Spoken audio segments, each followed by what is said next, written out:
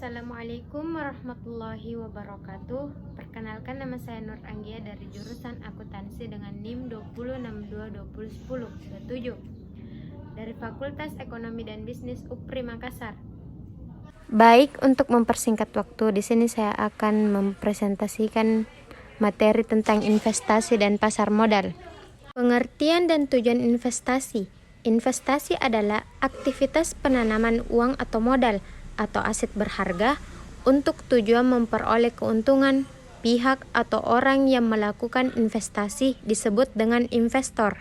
Tujuan investasi adalah memberikan keuntungan secara finansial untuk kebutuhan masa depan, menambah aset dan harta kekayaan, mempersiapkan kondisi finansial yang stabil di masa depan, atau mempersiapkan dana pensiun, membentuk dan memupuk kebiasaan gaya hidup hemat, memiliki dana darurat, mencapai tujuan keuangan di masa depan, memberikan proteksi terhadap aset dari tekanan inflasi, atau menjaga nilai uang dari inflasi.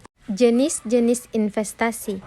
Banyak sekali jenis investasi yang ada saat ini, di antaranya adalah investasi properti, investasi emas, investasi saham, investasi reksadana, investasi valuta asing, investasi obligasi, investasi syariah, investasi cryptocurrency, investasi deposit, dan sebagainya. Jenis investasi berdasarkan jangka waktu. Investasi jangka pendek. Investasi jangka pendek merupakan investasi yang memungkinkan kamu untuk mendapatkan keuntungan kurang dari 3 tahun dan dapat langsung kamu konversikan dengan uang atau jual. Namun, perlu diingat bahwa investasi jangka pendek ini memberikan return yang lebih kecil sehingga cocok untuk memenuhi kebutuhan dalam waktu dekat.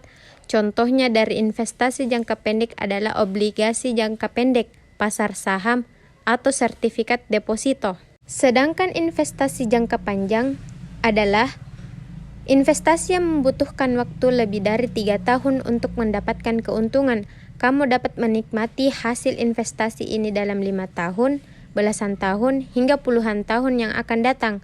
Return yang dihasilkan oleh investasi jangka panjang tentu juga lebih besar dibandingkan investasi jangka pendek.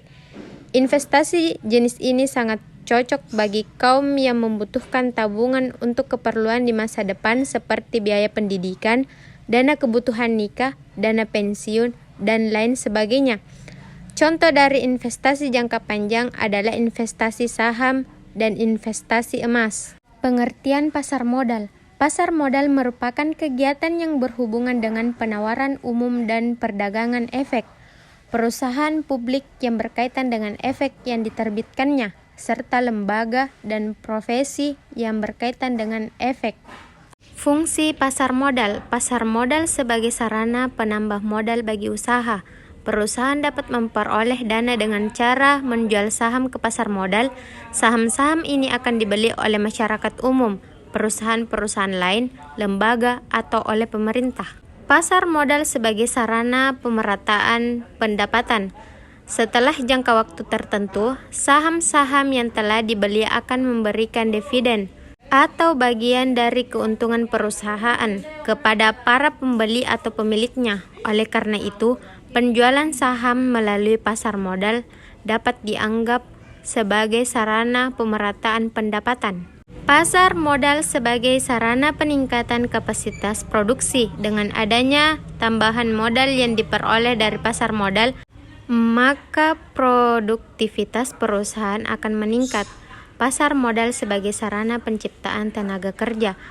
Keberadaan pasar modal dapat mendorong muncul dan berkembangnya industri lain yang berdampak pada terciptanya lapangan kerja baru.